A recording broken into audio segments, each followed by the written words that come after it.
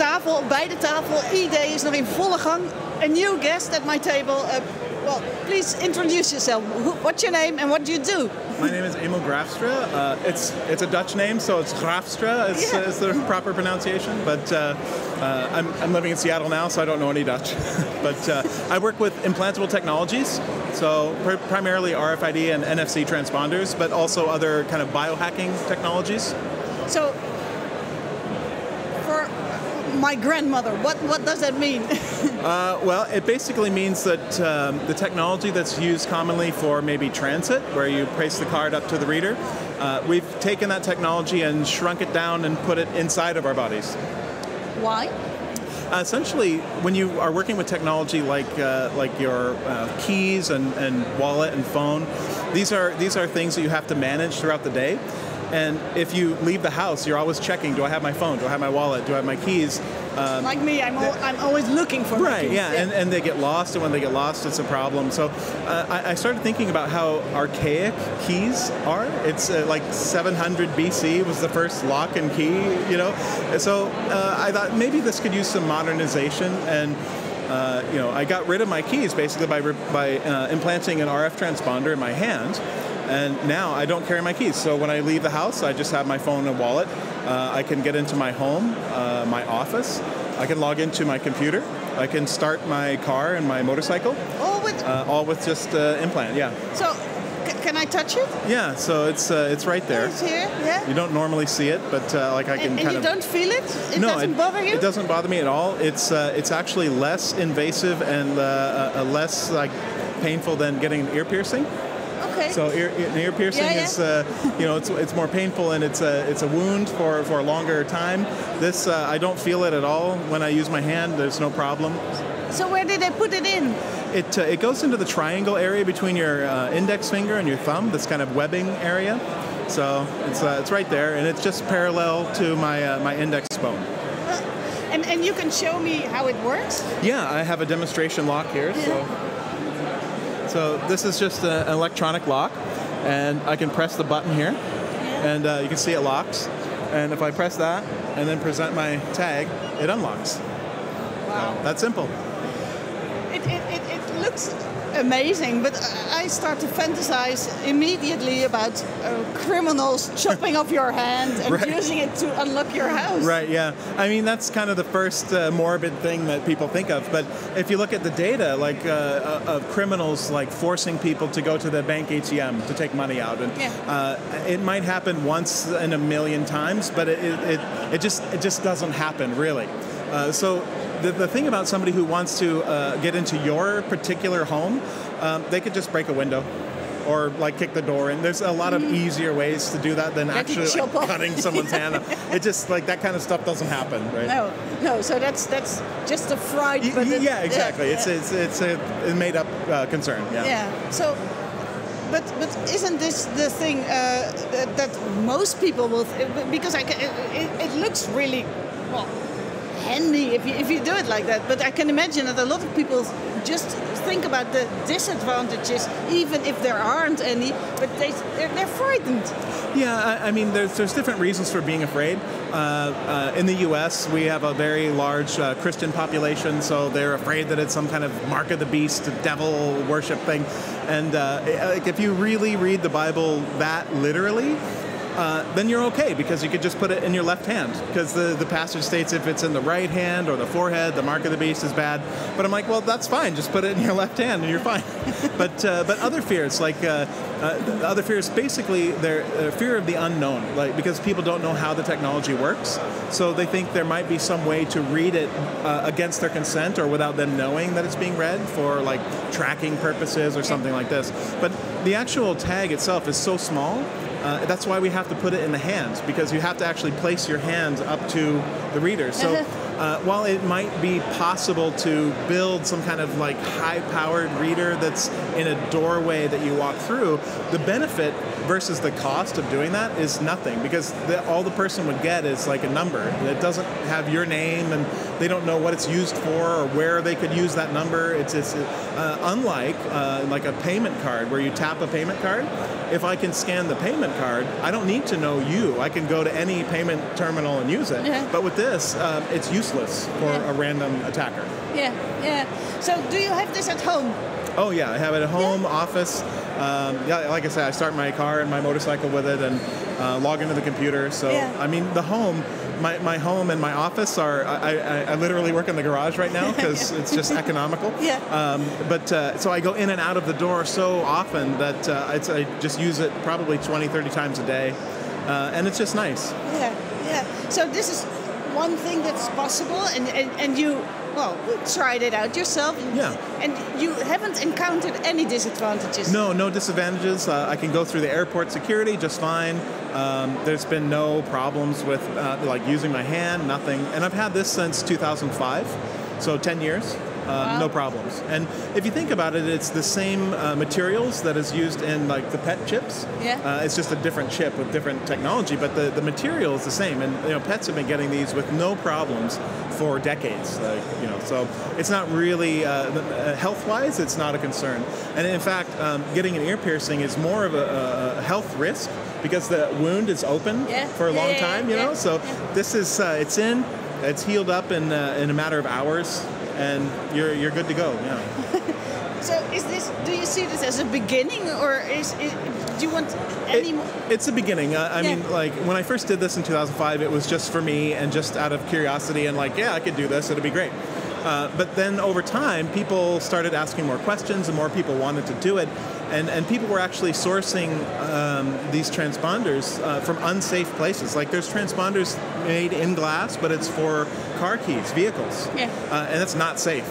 Not safe to use at all. So, but people were getting that and then just kind of putting it in and anywhere. And so I'm like, this is not good. So I started a company, Dangerous Things, to actually provide safe materials. We cytotoxicity test it. We've done crush testing. We've done glass analysis and all the safety requirements for manufacturing.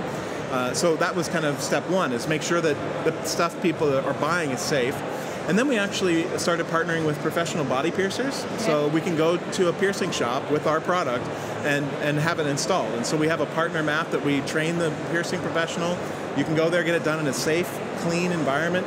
So the safety materials and the safe installation is what we focus on. Yeah. But as far as technology, this is just the start. Yeah. So how many people are walking around with a chip like this? I would say probably globally, maybe 10 or 15,000, and probably about 100 people in the Netherlands. Really? Yeah. Wow. And where will it go? Because where will it end? Where? That's tough to say, obviously, but there's a lot of work going on right now in the wearable space for healthcare. Yeah. So you wear a sensor like a Fitbit or something like that. And you track your heart rate or yes. CO2 or things like that. But again, when we talk about these devices, a lot of people will get them, but then just put them in the drawer because the management, you have to make sure it's charged. You have to put it on and then take it off and make sure the signal is good and download the data. So when it comes to something like this, these implants are what I call transparent. They just work. I don't think about them at all.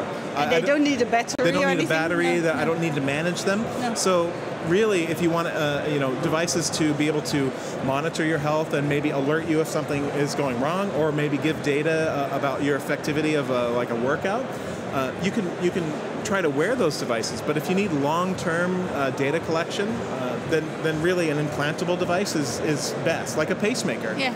Nobody thinks about their pacemaker working. They don't have to manage it. It just works. I'm sure they think about it when they're around microwave ovens, but there's some downsides to medical devices like pacemakers. But the management is zero. Yeah, but I can imagine that insurance companies are interested in things like this as well, because if everyone wears a tracker, they can track if someone is healthy, moves around a lot, or doesn't move around at all. Yeah, I think when insurance companies are looking at data, it's happening now in the vehicle space for driving cars. Yeah. There's a device you can plug into the car that will check speed and acceleration. But a lot of people are really skeptical about this. Sure, there's concerns about it becoming like a requirement, and that your behavior is monitored in this kind of very Orwellian kind of oppressive way. But really, what it's about is for insurance companies being able to really actually get real statistical data. Because when they take you on as a customer, they're guessing, right? They look at your basic health, and they look at your basic driving record and go, well, we think this guy's a safe driver because he doesn't have any tickets, but it might just be that he's lucky.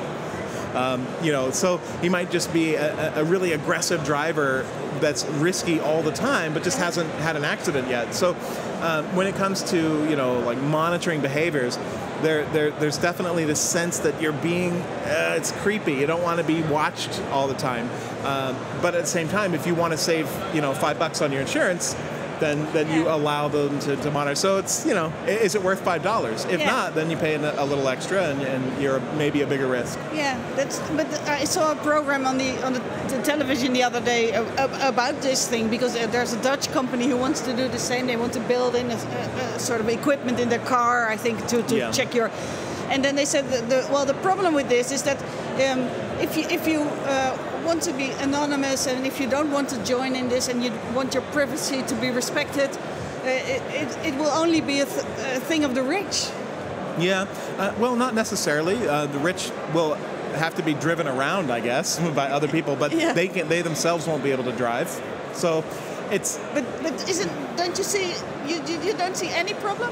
I think that really, increasing efficiency in these things. I mean, nobody questions, having to get a license to drive, and that's really a safety issue. We want to make sure that the people are driving, they can at least operate the vehicle safely, supposedly. So it's kind of an extension of that, and really it's. But if you have enough money and you can be reckless because you don't need this equipment to get a discount on your. Well, I mean that's true now though. That's true now. There's no difference. If you're rich now, you can drive horribly and get all kinds of tickets and pay for them, and it's fine. Yeah. So there really isn't a difference. I mean, people are concerned. What if you make this a payment chip and you start paying, but then it's like people are tracking, or there's some kind of extra, concern about the payment device being just under the skin instead of in your hand. And really, there's no difference. If you use a credit card or a bank card, your purchase, the time, the amount, where you were shopping, that's all recorded. So there's really not any difference. It's just perceived to be more creepy. So there's an emotional response, but the reality is that it's not any different, really. So it's all just good. It will all benefit us. There's ways to derive benefit. It's not inherently good or bad. It's how it's used, obviously. In the U.S., we have traffic payment tolls. So when you're driving, you have a sticker it goes through the payment. And I'm sure it's everywhere now. But when the problem is also consent. So when you got that device in your car, the idea was, I want to authorize payment for driving. But then additional readers were placed along the road for speed checking. And the speed checking was for traffic reports, not for getting tickets, right? Because if you got from A to B too quickly, you sped. You were going about. But so they put these up and started reading these tags. Well, that's not an agreed upon use for that technology. So people were rightfully so having a problem because they never agreed to that. But if you go to get an insurance policy, and they require an implanted tracking device, then there might be another insurance company that says, well, we don't require it. Come over here. So it's kind of a double-edged sword. There's a bit of creepiness to it, but if you want to participate in a society that has these safety checks and a healthcare system that really monitors real actual behavior and adjusts for that, then there is some amount of privacy that's given up. I mean, I would argue today we don't actually have privacy at all. I mean, you think you do, but if you're a modern citizen using a cell phone, using a bank card, they know a lot.